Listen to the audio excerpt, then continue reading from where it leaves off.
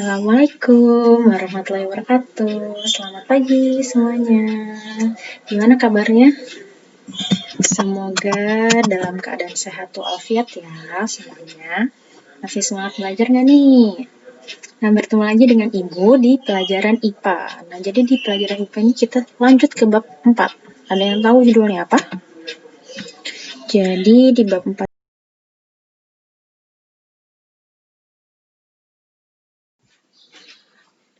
ini suhu dan perubahannya. Jadi apa sih pengertian suhu? Siapa yang tahu? Misalnya kalian nih sering ada pertanyaan, berapa sih suhu orang sakit? Berapa sih suhu air mendidih? Berapa sih suhu es membeku? Kalian sering nih dengar kata suhu, tapi tahu nggak pengertiannya apa? Nah, di sini kita bahas bareng-bareng ya. Jadi suhu adalah besaran yang digunakan untuk mengukur panas atau dinginnya suatu benda. Nah, suhu ini dapat diukur dengan suatu alat ukur. Alat ukurnya yaitu termometer. Nah, jadi termometer ini ada dua jenis. Ada dua ya, ada termometer alkohol dan termometer air raksa.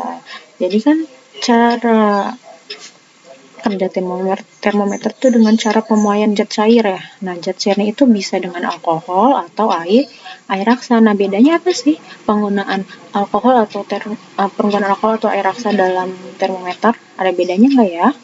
Nah, di sini kita baca bareng-bareng, kita jelasin ya.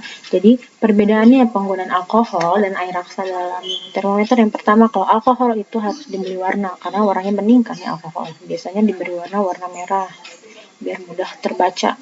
Nah, kalau air raksa itu warnanya mengkilap atau silver biasanya, jadi nggak perlu diberi warna. Yang kedua, titik beku alkohol itu rendah, minus 114 derajat Celcius. Nah, kalau titik beku air raksa itu tidak serendah alkohol, hanya minus 40 derajat Celcius. Nah, tapi titik didih alkohol itu 78 derajat Celcius. Nah, kalau titik didih air raksa itu tinggi, bisa mencapai 358, bisa mengukur suhu yang sangat tinggi sampai 358 derajat Celcius.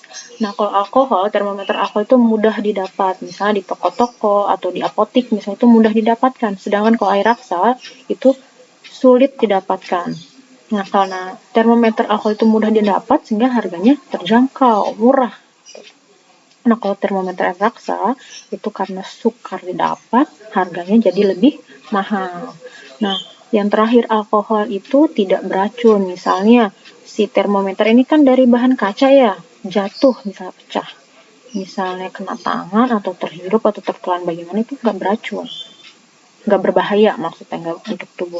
Nah, tapi kalau misalnya raksa itu terkena tangan, pecah alkoholnya kena tangan itu, terkena tubuh itu berbahaya gitu. Jadi penggunaannya harus lebih hati-hati.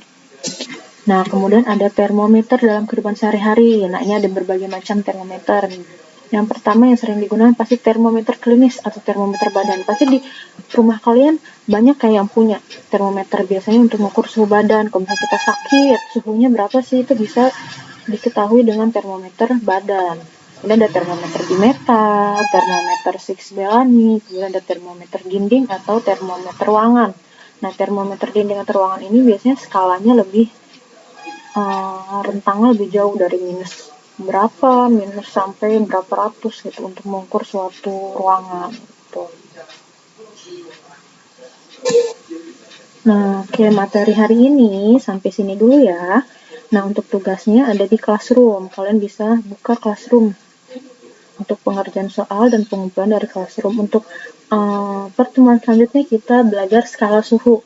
Nah, kalian baca dulu di rumah ya. Jadi untuk pertemuan selanjutnya kita bahas bareng-bareng. Kalian udah paham materinya apa, bisa dicari di buku paket, di AKS, di internet, atau sumber-sumber lainnya masih banyak banget. Kalian tinggal baca atau rangkum ya. Oke? Nah, sekian dari Ibu. Wassalamualaikum warahmatullahi wabarakatuh.